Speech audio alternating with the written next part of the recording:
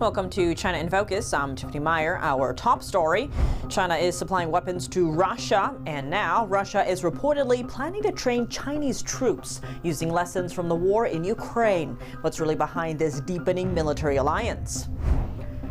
Quad foreign ministers meeting in Washington, D.C., focusing on concrete actions to counter China's growing power. And that's the next step in this great partnership, is to actually begin to see concrete actions and steps being taken in conjunction with one another. Rare earth shipments are picking up, easing pressure on automakers, but supply chain risks still loom. We speak with an energy analyst to break it down. Hopefully, the supply chains issues that have come about over the last 6 months will start to be eased, and prices can start easing as well. China's grip on rare earths is giving Beijing major leverage in U.S. trade talks. We break down what rare earths are and why these metals are so critical.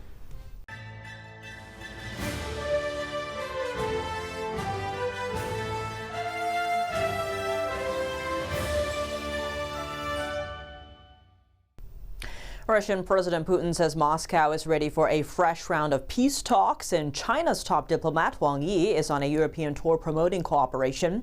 But what's really behind these public gestures?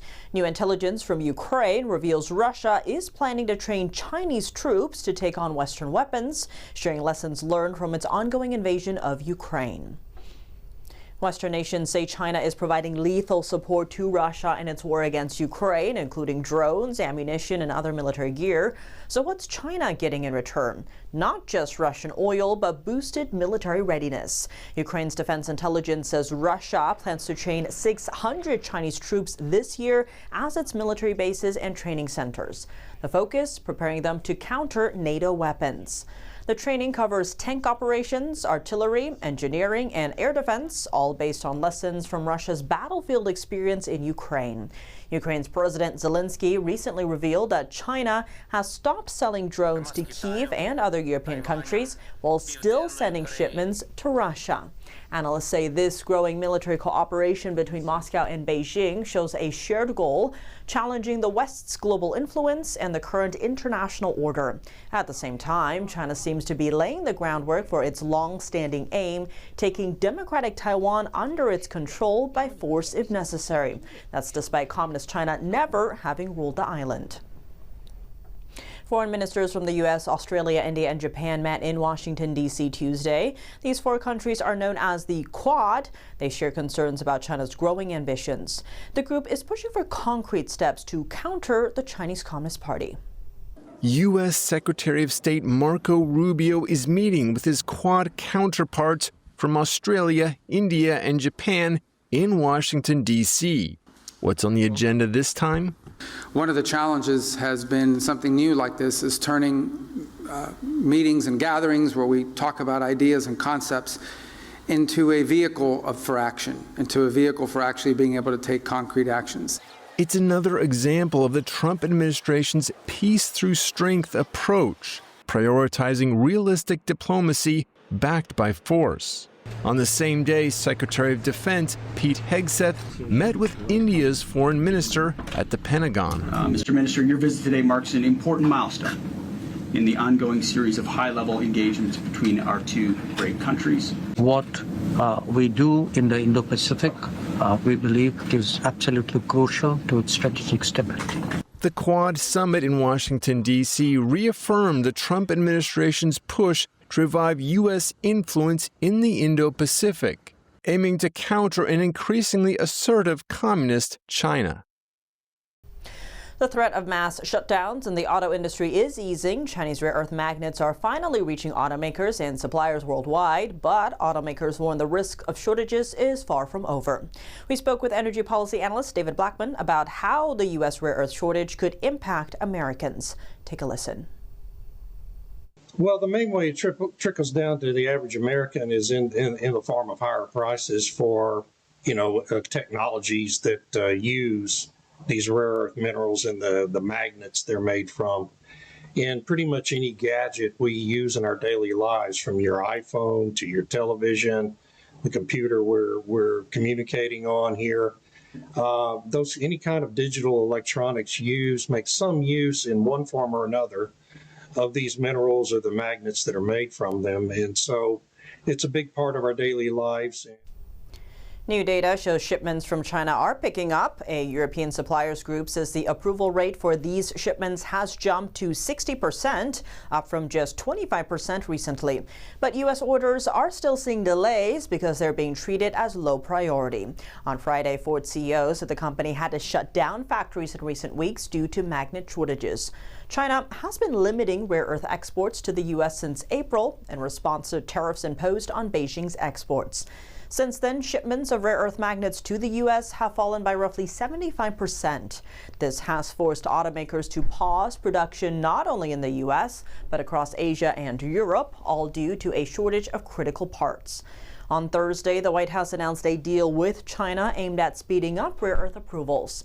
U.S. Treasury Secretary Scott Bessent expressed confidence that this de-escalation will lead to a stronger flow of rare earth imports back into the country. China's rare earth exports are trickling back, but the U.S. is racing to secure its own supply. On Friday, Washington struck a deal with the Congo and Rwanda to boost stability and access to critical minerals. Here's more. The new agreement will bring billions of dollars in investment to the region. In return, the U.S. gains access to critical minerals and takes on a bigger role in ending the conflicts tied to those resources. The Congo is home to some of the world's richest deposits of coltan, cobalt, and gold. It holds 60% of the world's coltan reserves and produced about 70% of global cobalt last year. Both minerals are key to making rechargeable batteries used in smartphones, EVs, and other electronics. But the demand for these minerals has also fueled a decades-long war in the region. Right now, Chinese companies control about 80% of cobalt production in the Congo. That control has pushed many global tech and auto companies to rely on Chinese suppliers. In the past, instability largely kept U.S. mining companies out of the region. But the Trump administration wants to change that. It aims to end the conflict over minerals and bring more American investment into the region. This deal between the U.S. and the Congo is seen as the first step toward that goal. Rare earths are now a major battleground in the U.S.-China trade war, and China still holds a tight chokehold on this critical resource.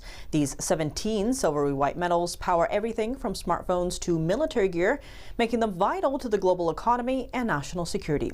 Why does control over rare earth matter so much? Let's dive in. Rare earth minerals are used in almost every technology you can think of. They're present in cell phones, medical devices, wind turbines, weapons, and much more. But what are they, and why are they important? And are they actually rare? So the term rare earth elements, it refers to 17 chemically similar elements within the lanthanide series. This is Professor Julie Michelle Klinger, a geographer and senior visiting fellow at the Institute for Human Sciences. So if you can picture the periodic table, it's that bar at the bottom. Elements 57 to 71, plus scandium and yttrium. Reuters special correspondent on commodities Eric Onstadt has a bit of the history. The elements were first discovered by a Swedish miner in 1787 near a village called Ytterby, and that gives two of the elements their names, yttrium and ytterbium. There's another one called promethium, named after the Greek god that supposedly stole fire from the gods to give it to humans. China is by far the dominant producer. They account for 60% of mine production and 90% of processed rare earths. But interestingly, this wasn't always the case. In the 1980s, for instance, the United States was the biggest producer, and Europe had one of the biggest processing plants in the world. They're often described as the vitamins or the spice of industry because they have enabled our technologies to get smaller and faster and stronger and more resilient. Elements like lanthanum and cerium, some of the most common rare earths, are used in TVs and lighting, while the application of erbium and yttrium can range from nuclear power to lasers. There are two broad categories that have really got the spotlight.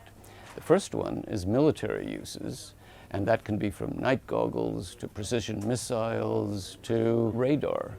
And of course, that is a very sensitive issue for nations wanting to guard their access to those kind of minerals. The second area is regarding the energy transition. And there are 4 specific rare earths that are used to make super strong permanent magnets that are used in motors for electric vehicles and for wind turbines. So that is key for most nations' zero carbon targets and cutting greenhouse gases. It's really because of the challenges, the heavy energy and resource and pollution risks that are associated with refining rare earth elements, that production has concentrated historically in so few places. Processing rare earths often involves the use of solvents, which can produce toxic waste. More environmentally friendly technologies are being developed, but they are not yet widely used. The other issue is that some rare earth deposits are radioactive. They include uranium and thorium, and so some countries are not interested in having that be mined in their country. But are they actually rare? Not really. They are found all over the world, and in terms of the deposits, no, they are not actually rare. What's rare about them is sometimes they're found in very small quantities, and in addition to that, they're mixed with all kinds of other minerals. The difficulty is sometimes extracting each single rare earth from all the other minerals that are involved in the deposit. That's all for today's China in Focus on YouTube. You can catch the full episode on Genjing World every Tuesday. To watch, simply click the link in the description box down below or search China in Focus at genjingworld.com.